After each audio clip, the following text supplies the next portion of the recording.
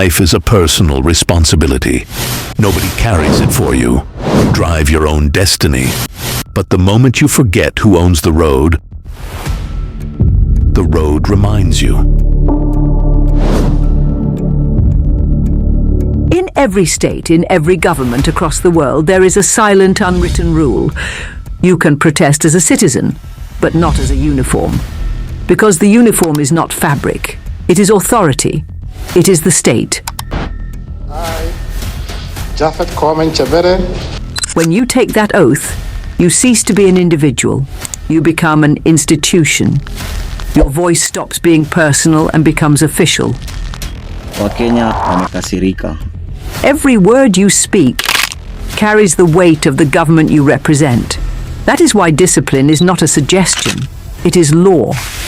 And this is where the tragedy begins. 2 men, 2 worlds, same miscalculation. A prison officer named Jackson Kuria, Cop Shakur, and businessman Morara Kabaso. I am in Cabernet town. Ruto should know Kenyans are mad. They thought they were fighting the system, but the system reminded them, you cannot confront a machine while still plugged into it. In June last year, government, led by its president, William Ruto... During the Gen Z uprising, Cop Shakur made a choice that stunned the country. Still in his official prison uniform, still earning from the state payroll, still bound by oath, he crossed the line. He didn't just criticize the government, he publicly insulted the head of state, accusing him of abducting protesters. To citizens, it looked like courage. To the state, it was betrayal. Because in government terms, that wasn't activism. It was insubordination. A uniform rebelling against its own command. What am I being arrested for? What am I being arrested for? On 15th of January 2025, he was arrested at Kamiti Maximum Prison while on duty. He was charged under the Computer Misuse and Cybercrime Act, then released on cash bail.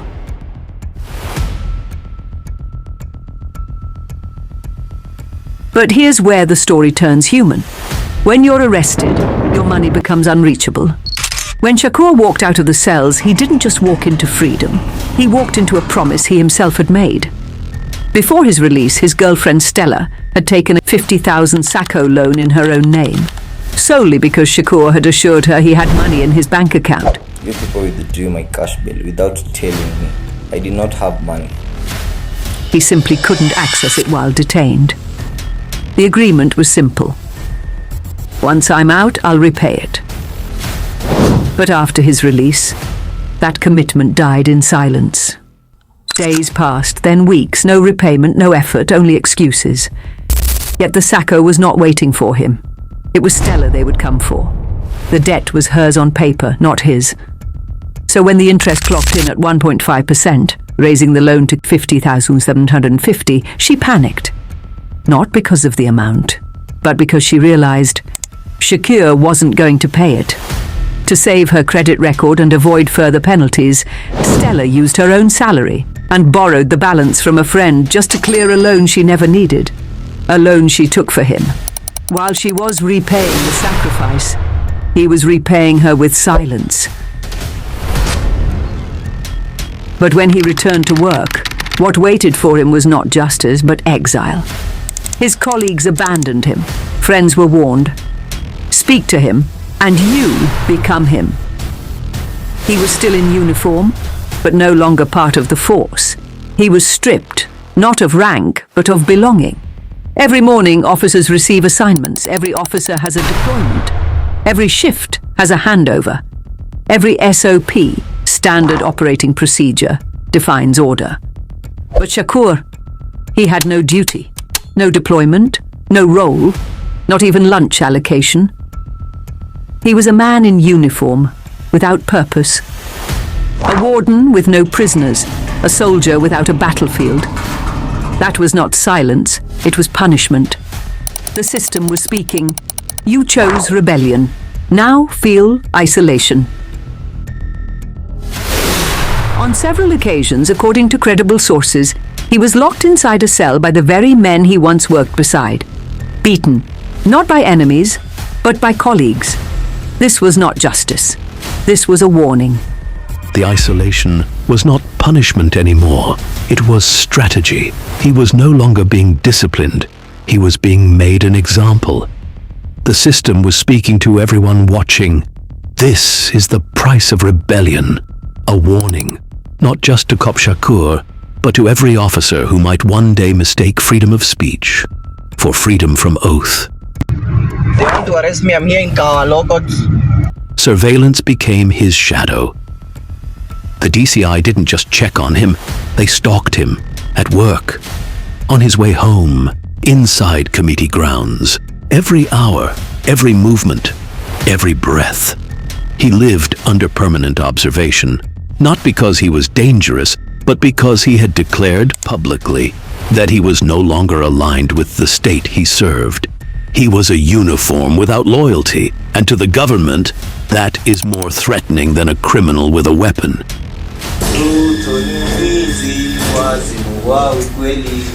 But Cop Shakur didn't retreat. He didn't go quiet. If anything, he turned the volume up. He continued posting, provoking, taunting the very system that still legally employed him, post after post, insult after insult, until the state finally drew the line.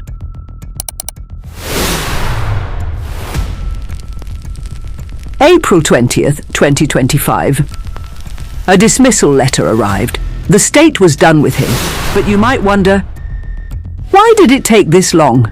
Why not fire him immediately after his arrest? Because Cop Shakur was not a normal warder. He belonged to one of the elite tactical units inside the Kenya prison service, a wing trained for the highest risk operations, firearms mastery, close quarters, combat, tactical driving, riot suppression, secure escort of high-profile inmates, rapid emergency deployments. He wasn't built for paperwork. He was built for crisis. This is the kind of officer government does not discard lightly. They invest in him, they sharpen him, they deploy him when others panic. Losing him was losing state capital, trained, armed, and experienced capital. But the moment he stopped being a shield of the state and became a voice against it, that investment turned into a liability. The system decided, if you will not serve us with discipline, you will face us as a civilian. And so he was officially dismissed. But his war with the state did not end there. It only shifted terrain. In the modern world, every nation has its own definition of rebellion and its own style of punishment.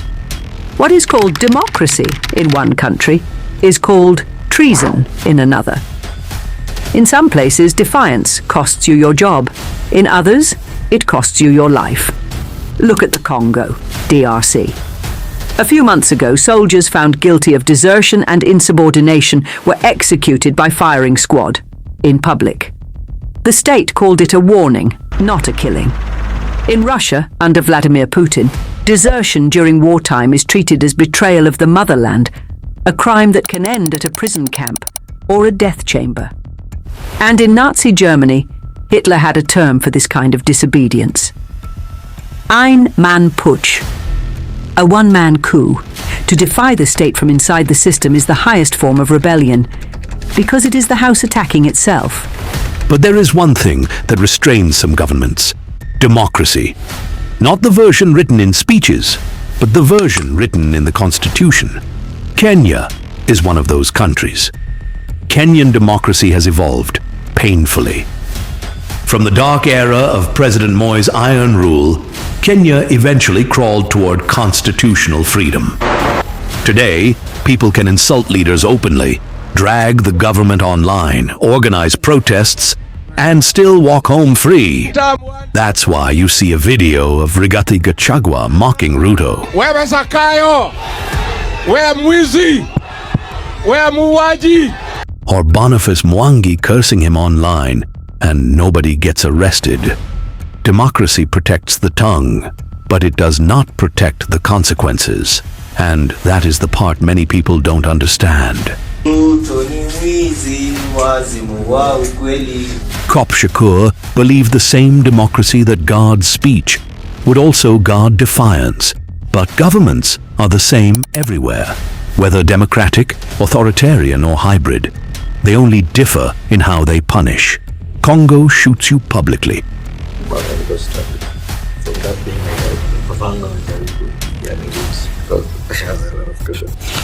Kenya suffocates you silently. Kenya cannot stage a firing squad. Too much media, too much activism, too much Gen Z pressure, too much constitutional oversight. So the state does something far more brutal. It denies you access to life. Not violently, not loudly, but administratively, systematically, quietly, using government services as weapons. When Shakuur was fired, he thought he was finally free, that the nightmare was over. But in reality, his dismissal was not an ending. It was the activation. The government had only removed the uniform, so they could now punish him without limitations. And this is where the real suffering begins. Ladies and gentlemen, the worst day in a man's life is not the day he is arrested. It is the day the state marks his name. Because once your name enters the black book, you stop being a person, and you become a target. From that day forward, every movement you make, every door you knock, every opportunity you chase, the system is already waiting ahead of you. You cannot travel because immigration is a government gate. You cannot open a business and because licenses are state-issued. You cannot buy land because KRA and the Lands Commission must approve the transfer. You cannot function in modern life without state permission. And once the state decides you will not progress, you are condemned to stillness, while the world moves forward. This is not new.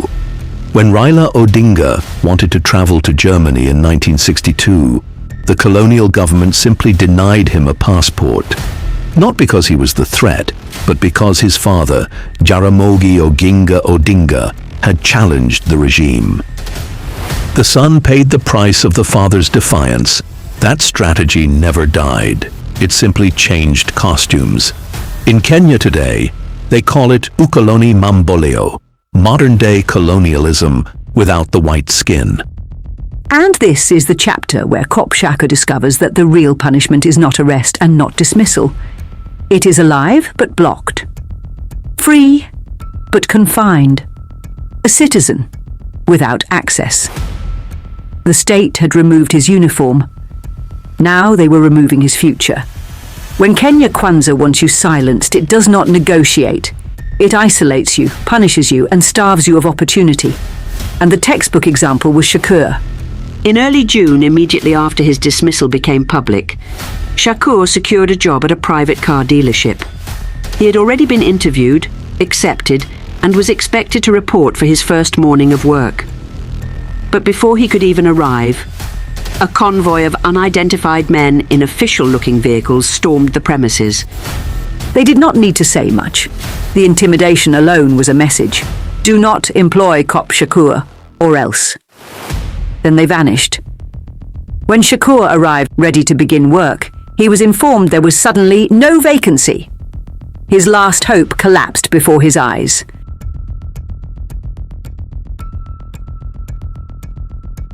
While still in the service, Shakuur had loans amounting to 660,000. The government saw the opening and weaponized it.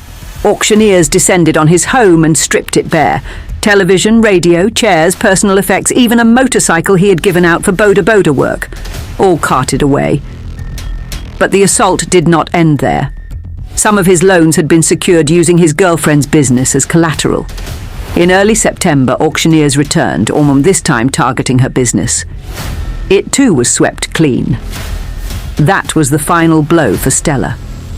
She walked away, leaving Shakuur alone in an empty house, emotionally, socially, and materially bankrupt.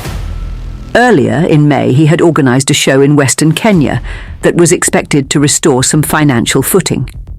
Tickets sold out. Then, suddenly, the show was cancelled. Refunds had to be issued. Another door shut. His business license was revoked. His name was blacklisted from all government services. His passport application was blocked. At every institution he turned to, he found the invisible hand of the state waiting for him. He was not unemployed, he was unemployable by decree. With no income, Shakuur began borrowing money from friends, especially from the FBI movement where he once found identity and belonging. Hiram Osoy and others extended help, until it became clear that there was no intention or ability to pay back. They viewed his troubles no longer as misfortune, but manipulation. The relationship soured, and by early September, he was forced out of the movement. Publicly, he said he was leaving voluntarily. Privately, he had been expelled, and that is when the lonely truth finally settled in. Yes, Cop Shakur was going through a lot. Brutal political persecution is real, but some of the wounds, as the Swahili say, self-inflicted. He entered a battle without understanding his position. He shouted because others were shouting. He confused the noise of encouragement for protection, forgetting that words are not shields and outrage is not insurance. The same people who cheered him on disappeared when the system closed in. In the end, Shakuur has been left with nothing. No job, no business, no movement behind him, no partner and no way out. Alone. Cornered. A reminder that in politics the crowd will clap for you, but it will never catch you when you fall. Life is a personal vehicle. The direction it takes is your own responsibility. Never destroy the only bridge you may one day need to cross again. And above all, never bite the hand that feeds you, especially when you don't yet understand the storm you're picking a fight with. Ladies and gentlemen, I know some of you will say, but he was right. He spoke truth to power. He was brave. And yes, speaking truth to power is noble. It is necessary. It is courage. But courage without strategy is suicide. Anything done without a plan becomes noise. Anything done without understanding the battlefield becomes self-sabotage. Before you stand to fight, first ask yourself, do I understand the terrain? Do I know the cost? Have I built protection before provocation? Am I fighting to change the system or just to trend? Because in the end, the goal is not to look like a hero. The goal is to heal the land and to still be alive and intact after doing it. You do not win wars by shouting the loudest, you win them by moving the smartest. Shakuur became a martyr to his own miscalculation, proof that passion without preparation is a trap, and conviction without caution is a wound that bleeds only the one who carries it. The crowd will applaud you only for as long as it costs them nothing. But when the price comes due, you pay it alone. So the takeaway is simple. If you must challenge a system, first learn how it fights. If you must speak truth to power, first grow the power to survive the truth you speak. That is the lesson. That is the cost. I am in Cabernet Town. This is Baringo County, and this is the... In our next video, we uncover how Marara Kibazo was systematically cornered and forced into surrender while on his tour of South Africa. Another cautionary tale. Another man who underestimated the system he was provoking. Thank you for watching. See you in the next episode.